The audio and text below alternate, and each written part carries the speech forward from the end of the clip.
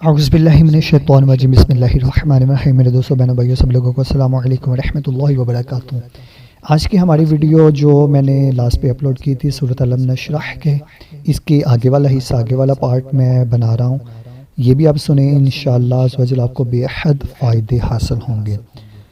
اگر آپ میرے چینل پر نئے ہیں، میرے چینل کو سبسکرائب کر دیں، گھنٹی کا بیل کو پریس کر دیں تاکہ میرے نئے آنے والی ویڈیو سب سے پہلے آپ کو ملے۔ نمبر 1، جب کوئی سخت مشکل آن پڑے تو مندرجہ ذیل طریقے پر عمل کریں، انشاءاللہ عز و جل فائدہ ہوگا۔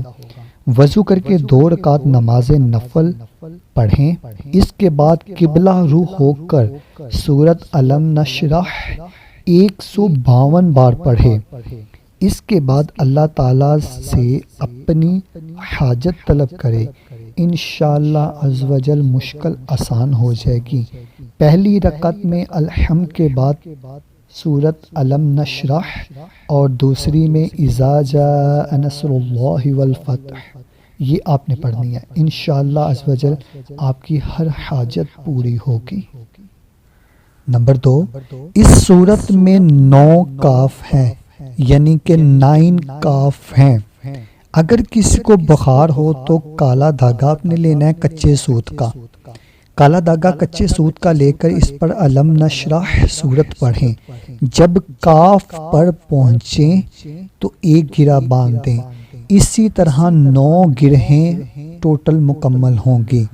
اب اس دھاگا کو مریض کی بائیں کلائی پر باندھ دیں، بخار انشاءاللہ عز و جل اتر جائے گا۔ نمبر 3، 7 بار درود شریف، 11 بار الم نشرح، پھر 7 بار درود شریف۔ استرے یا چھری پر دم کر کے اسے تلی کے مقام پر مارو۔ یہ عمل 7 دن تک جاری رکھیں، انشاءاللہ عز و جل تلی غائب ہو جائے گی۔ یہ مجرب ترین ہے۔ ان میں سے کچھ میں نے اس لیے کٹنگ کر دی ہیں، کچھ اور بھی اس میں وظائف تھے وہ آ جاتے ہیں، مطلب ہوتا ہے وہ نورانی علم ہے، محبوب کو حاصل کرنے کے لیے یا اس طرح کے مطلوب کو حاصل کرنے کے لیے، وہ لہٰذا میں نے بیان نہیں کیے۔ اگر آپ کو میری یہ ویڈیو اچھی لگی تو اس ویڈیو کو لائک شیئر کمنٹ ضرور کر دیں، میرے چینل کو سبسکرائب کر دیں اور گھنٹی کے بیل کو پریس کر دیں تاکہ میری نئے آنے والی ویڈیو سب سے پہلے آپ کو ملے۔ ملتے ہیں ہم نیکسٹ ویڈیو میں، دعا میں یاد رکھیے، تب تک کے لیے اللہ حافظ۔